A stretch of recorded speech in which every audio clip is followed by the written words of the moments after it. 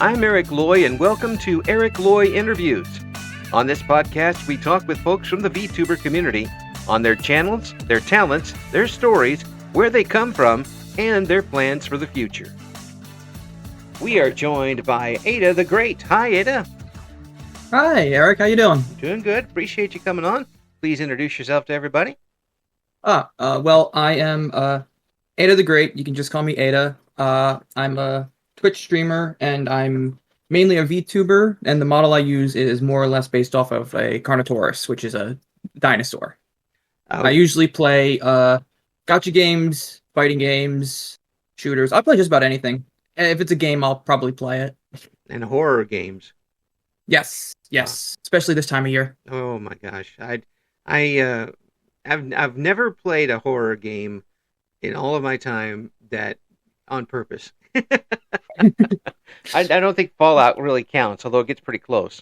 It can be. It can be. Yeah, but no, I just can't deal with the tension. I want to be able to shoot something and get it over with. But so which type of horror games do you like more? The quick jump scare ones or the long con ones that'll keep you going on your edge of your seat? I usually prefer the ones that run a little longer, a little more suspenseful. A good one that I haven't played in a while that I miss is Outlast. That was a great one because that was a little bit of both. Because it was very suspense.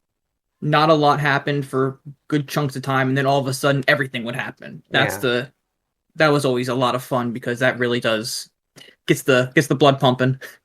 When did you get started with VTubing? Oh, recently. I'm still relatively new. I think I've been doing this for about 6 months, maybe. Yeah. Not too long, just a couple months now. And I just June or July, I started trying to stream much more frequently. Yeah. Why did you decide to do it at that point? Honestly, I've been meaning to do it for way longer. Mm-hmm. I get a little nervous about that kind of stuff, and I'm not really a big social media guy. Yeah. So the concept of really putting myself out there wasn't really in the front of my mind. Right. But then I'd sit there and I'm like, well, wait, but I want to do it. So if I want to do it, I should just go do it. So it was just a lot of time trying to hype myself up into doing it. And one day I just said, all right, well, we're just going to stream. Let's just stream. Yeah, well, once you got on, how long did it take for you to get comfortable with it? I would probably say a month or two. Maybe not two. Maybe a month at the latest. Because when I started, the first couple streams are always the tricky ones because you don't really have anybody showing up. Mm-hmm. So obviously, you're more or less just sitting there playing a game, doing what you normally do, but you kind of have to keep in your mind, see if anybody's here. But usually people don't. For your first stream, usually people don't show up because they're usually going to where they know and this whole thing. And it's really hard when you're first starting out. I didn't really do as much research as I really should have on how to advertise your first stream. Nowadays, everybody has debuts and they spend the first 2 months sending out information and all this. And I realized just who I am as a person, I'd get way too in my own head about it if I didn't just say, okay, we're doing it. Yeah, you almost have to have a marketing plan now, even if you're just doing it a little as a hobby. Yeah, you really do. You really do. Yeah. So that's what we're learning now. Yeah. Well, I mean, there's a lot of fish in the sea when it comes to this, but when you do get somebody who comes back and they're coming back for you, not necessarily the game you're playing. So exactly, it's very validating when something like that happens. This is why I'm here, because people actually want to hear what's going on. So how long did it take for you to realize that the people that you were entertaining on here could be on the other side of the planet or could be next door to you? Pretty soon, because I had watched a lot of streaming. I've been using Twitch for a very long time, so I already know. I've always been able to be aware that people are all around the world doing this kind of stuff. I have a lot of friends that I used to talk to and play games with anyway, Mm-hmm. and they're always around the world in different places. So thinking about the grand scale like that is something that I've kind of always been used to in terms of just being like, yeah, someone's here, someone's there, but either way, they're taking time out of their day to come by and watch, which is always like insanely appreciated. Mm. Now you say that you were a little bit wary about coming out and kind of being in front of people with this. Um, are you somebody who in your regular life is okay with getting in front of people, or is that tough for you? I'm usually a pretty quiet person. 9 times out of 10, if I'm somewhere and there's a new person, I won't interact with them. I won't be the first person to go interact with them. I kind of like to. I'm a very to myself kind of person, so I'll just keep to myself. And once I kind of have been around for a little bit and you kind of hear them talking to other people, you get a feel for how they are. It's a little easier to go up and approach someone. Mm-hmm. But usually I'm very reserved, and that's just how I've been. So Yeah, well, yeah. here you're definitely the center of attention because it's your channel and people are coming to see you. Exactly. That's also partially why I did it. I kind of wanted to try and force myself to be a bit more front and center in my life with just a lot of stuff. Yeah, has it helped? Little bit. We're getting there. Yeah. Yeah. It's not always easy to make that transition over it. No matter what you do. I was in radio for a long time, and I still never really liked getting in front of crowds. And I could have a couple thousand people listening and not mind when I'm in the studio by myself, even though I knew they were there. But it'd get me in front of 10 people, and I wasn't very happy. And when to get out of there, it's here you get a chance to kind of have an audience, but not at least see their eyes looking back at you. Yes, exactly. I know exactly what you're talking about. I was just about to say that exact thing. I completely agree in that it's nice to know people are watching without actually seeing them watching you. Yeah. Something about that just really takes off so much of the stress. Yeah, and I kind of harken that back to the radio days because I mean I'm in the radio talking to people back then, and I know they're listening, but I can't see what they're doing. And they don't see me, and I'm not under scrutiny for what shoes I'm wearing or anything like that. They're just listening to get the information or whatever the program is, and that doesn't make it, that stays out of the way. But I'm still able to be myself on the air. You're still able to be yourself through your avatar. Exactly. That's actually that's why I got into VTubing. I didn't even know it was a thing for a long while, and then a buddy of mine was like super into it and was showing it to me because since I don't even know how long I've wanted to do like YouTube streaming, all that kind of content creation. Right. But I've been very nervous about just once you put your actual name and your actual face and all of that kind of information, you nowadays you put yourself at a pretty big risk because unfortunately people try and use that to their advantage in some way for whatever reason. Yeah. So having the opportunity to kind of have a different name, different face, same personality is just really, really nice. And just, again, like I said, takes so much of the stress off because I can still be me without worrying about somebody deciding they're in a bad mood. So they're going to just start coming after the first person they see. And unfortunately, that would be me.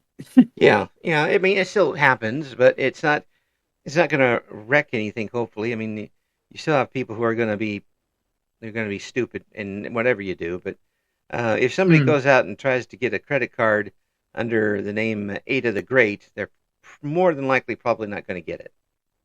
Exactly. Yeah, that's a excellent point. Yeah. And if they do, well, that's not their fault. Yeah, and I don't have to stress because I know for a fact it's not mine. That's right. That's right. I had somebody try to break into my bank account once, and their credit rating went down. That tells you. One way to never get anything stolen is to not have anything in the first place. Smart. That's smart. It's very, very easy. But this type of recognition that you kind of get off the bat, are you comfortable with it? coming from somebody who it wasn't exactly someone who grabbed the microphone and ran on stage, are you comfortable with people recognizing you from this? Yeah, I would say I am. Because again, like, if someone recognizes me off my voice alone, that's first off, that's pretty impressive. Good on them. Mm-hmm. Second off, like, I don't mind. It's recognition's cool and all. I mean, I mainly just am doing this for fun and to work on myself and entertain people and just try and have, like I said, just have some fun. So the recognition of any degree, cool, awesome. But at the end of the day, as long as I'm having fun and people watching are having fun, I'm happy. Well, your voice has a really good projection to it, and that I think that makes a big difference to folks who are doing this because um, it shows a little bit of confidence in what you're doing, even if you don't have it. It does show that, but it's also makes it very easy to tell what you're saying because if somebody comes on and it's not anybody's particular fault if they have speech impediments and such, but Right. did you ever take any speaking classes or do any things like that? Well, speaking classes, not entirely, but well, for starters, just growing up in my family, I've always been raised with the concept of make sure you speak up, Right. don't mumble your words, do your best to speak as well as you can, Mm-hmm. as well as you can. Yeah. And then in college, I did a lot of digital arts and film and photography, and at one point I did sound design, and part of that included making a podcast. So I had a whole semester of practice, pretty much being on the other end of the interview for a little bit. Yeah. So I do have some pretty decent experience, at the very least, talking in a general sense. Yeah. Yeah. So when you were on that side doing an interview, were you comfortable with that being on the other side of the microphone? As long as I did my research, yeah. If I made sure to write down all my information and I knew and I knew kind of beforehand where I was going with it, sure. Mm-hmm. There were a couple times with talking to friends and that kind of stuff where I kind of figured I'd wing it, and doing that, you get a little nervous because since you don't know where you're going, you kind of just start drifting, and that isn't always great if you don't have experience doing it. Right. Yeah, that's not something you can always just pick up either. I mean, it's having a natural curiosity makes a big difference, and the ability to talk to somebody and disarm them makes a huge difference. The job I have right now, I have people coming in off the street. They're mostly angry, but by the time they're done, we're usually on good terms. But yeah, so you got to come in and take those shields down one way or another. Otherwise, you're just going to get the same pat answer you get from everybody else. Might as well be just one person asking the questions. It's an interviewing style these days. There isn't a lot of it. People tend to ask questions and know what the answers they want and try to get that answer. Yeah. So you've had that experience on the other side of things. And having that and having the experience with the podcast, has that helped you with being a VTuber? Yeah. Oh, yeah. Absolutely, 100%.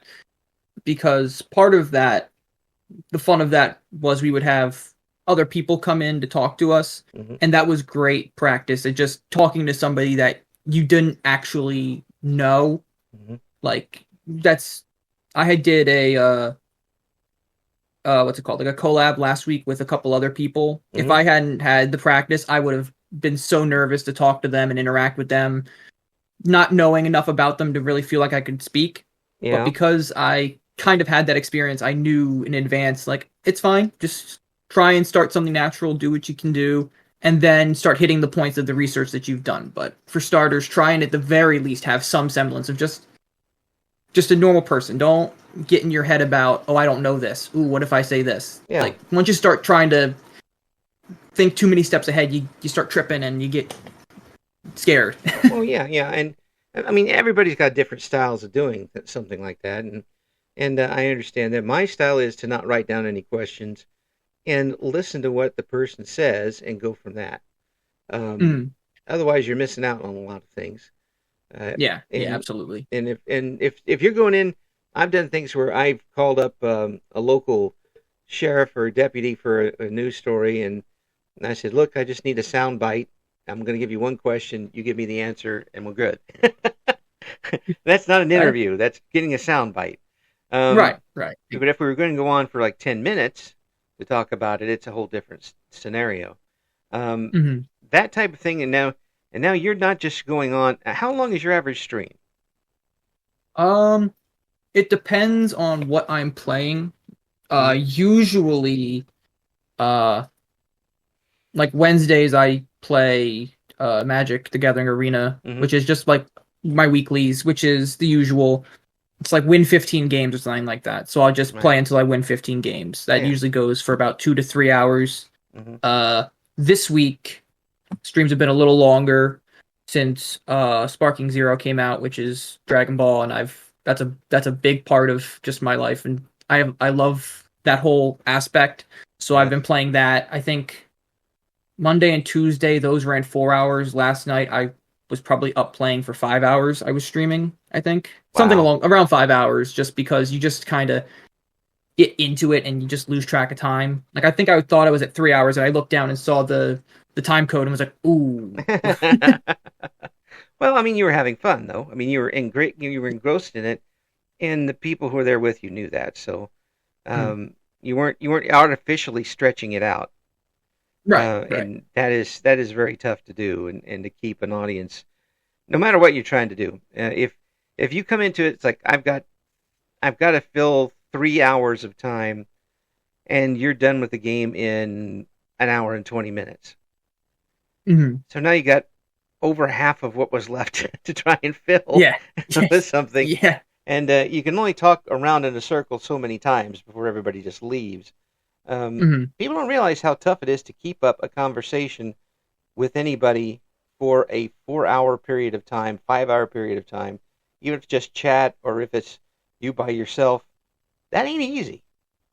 Yeah. No, it's not. Yeah, and it, It's a it little easier. I found I had a couple people that came into one of my streams that were pretty talkative, mm, so that was nice because it was more or less having a couple conversations. mm, So that was a little that went a little uh smoother, since you're talking to one person and then when they kind of go do something else, another person's now in here and you're having a new conversation.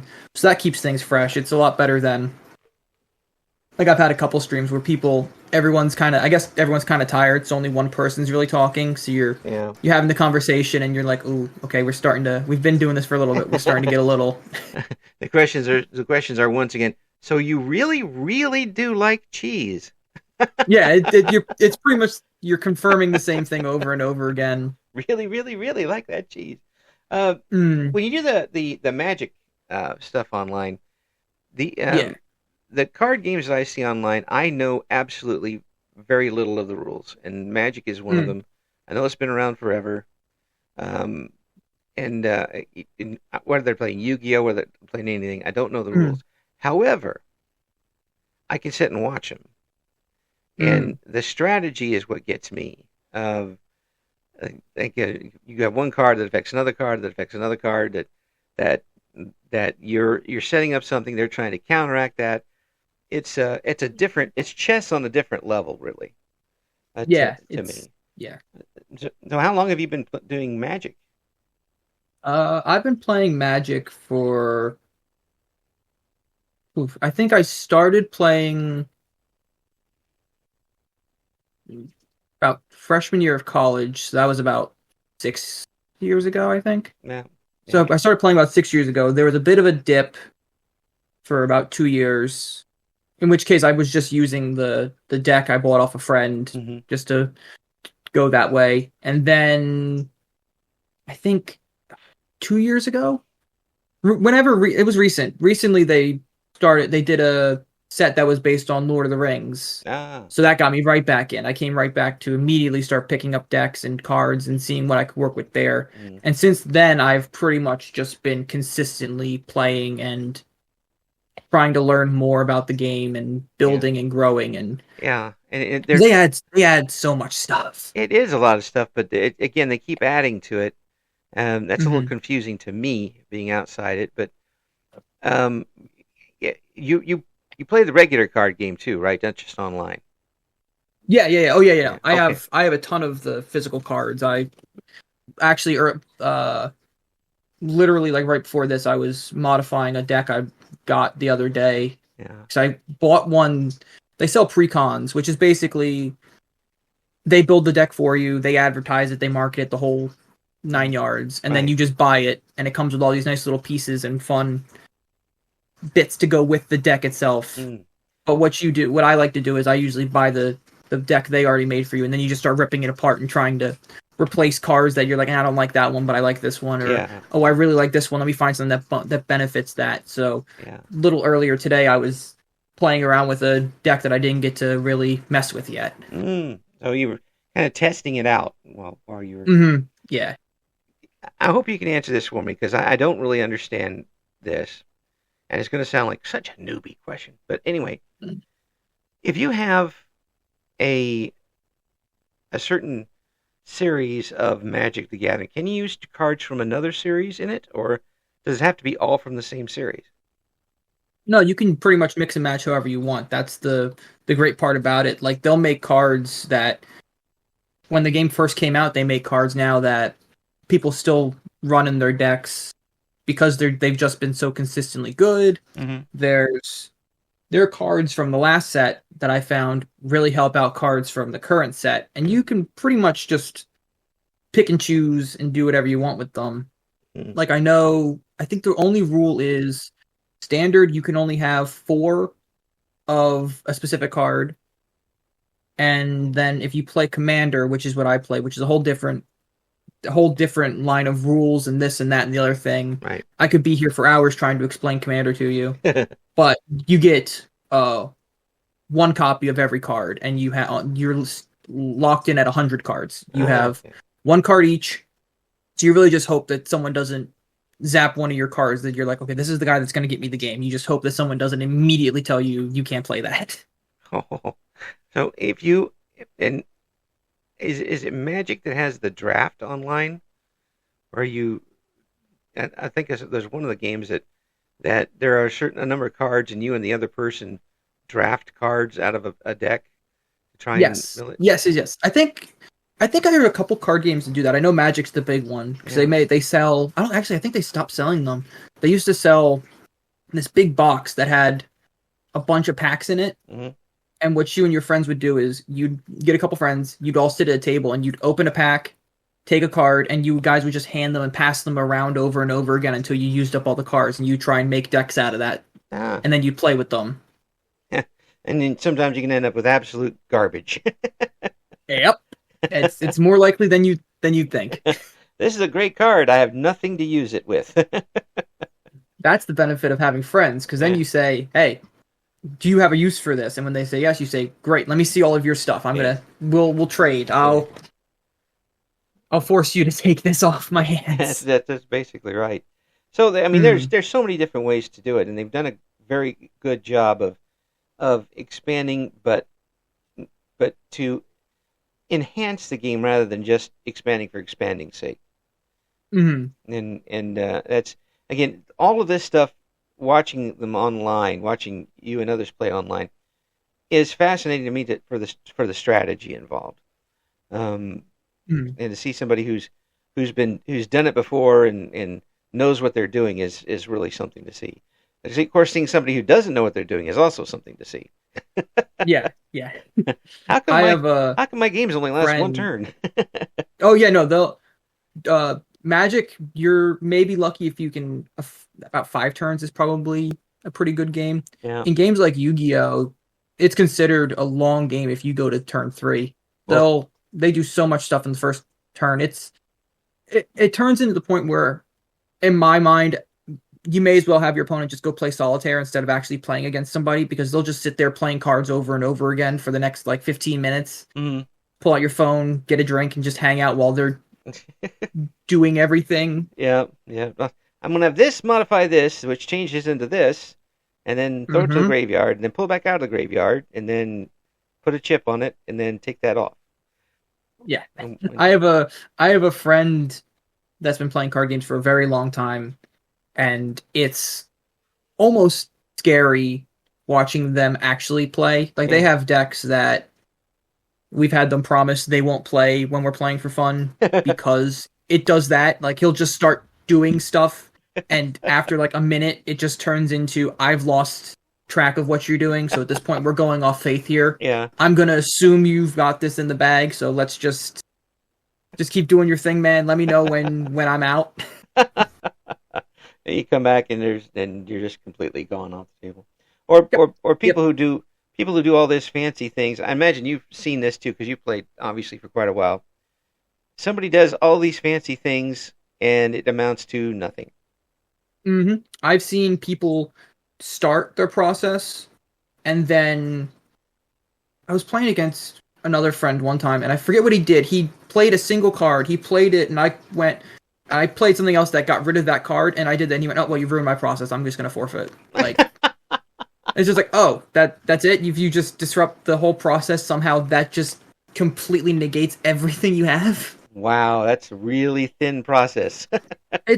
I don't know why people build like that. It makes me so nervous. I have like 4 or 5 things in my decks where I'm like, okay, so if I get this card, we can start doing this. But if I don't get it, I have this. I have like 4 or 5 things going on in my head, which is probably not a good thing, because you can't focus on the one thing you're trying to do. I'm trying to think about 4 different things at once. Yeah. Unfortunately, that's just how my brain goes. But I can't believe that people are able to just say, okay, this is the process. If one of these cards is gone, I may as well just lose. It's like playing chess and losing a pawn and knocking over your king because you lose. Yeah, pretty much. It's baffling that they would build like that. You'd think they'd, I don't know. I feel like at that point you should be prepared. I would have at least a bunch of cards that counter that kind of stuff. I mean, obviously it comes down to luck, what cards you draw off the bat. But I don't know. It makes me nervous that people are so crazy to play like that. So how effective is a feint? Do you ever like show the left and throw the right when it comes to these things? The fun part when you play with friends is you can kind of, like, when you play competitively, like if you go to your local game store and just play with other people for fun, you kind of want to do it just to mess with them. When you play with your friends, sometimes I'll say something truthful but act like I'm lying. I'll blatantly lie, but then when the person's not looking, I'll show somebody else the cards and be like, yeah, no. Like, it's all about having fun with it. I found that feinting and kind of trying to fake out your opponent is just more fun if you do it so randomly that even they can't figure it out.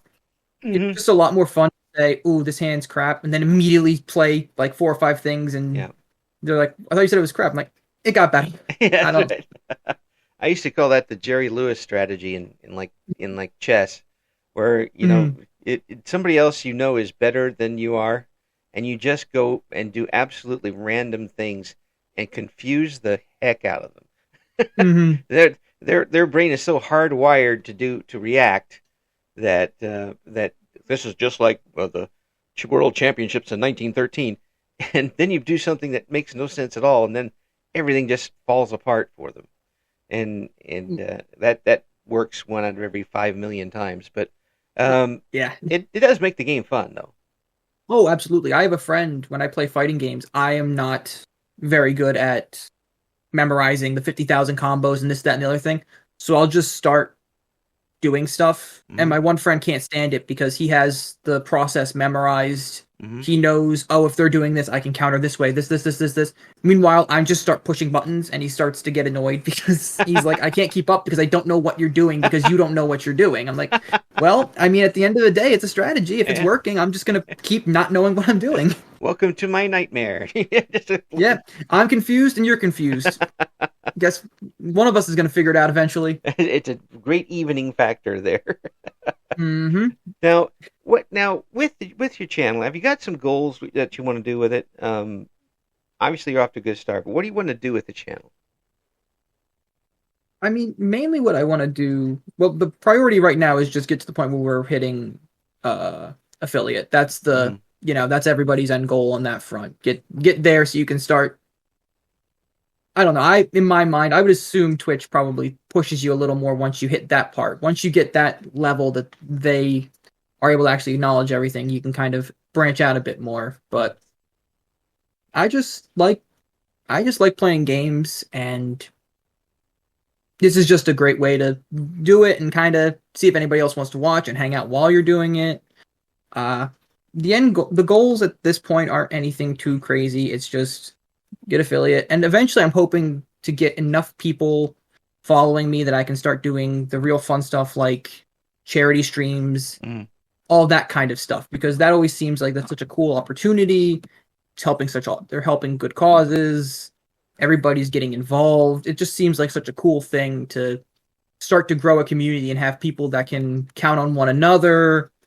And I don't want to say at the front of it all, but you're kind of helping everybody move in that direction towards supporting one another and really making sure everybody's growing and improving as people. That's a great attitude to have.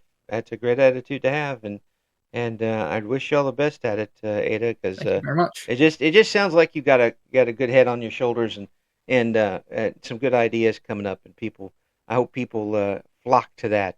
We're going to have all of the links we could find for you on the description for the interview, and we hope to have you back soon. Thanks so much for coming on. Thank you very much for having me. I hope to come back. Thank you for listening to Eric Loy Interviews. Join us again next time when we talk to another member of the always interesting VTuber community.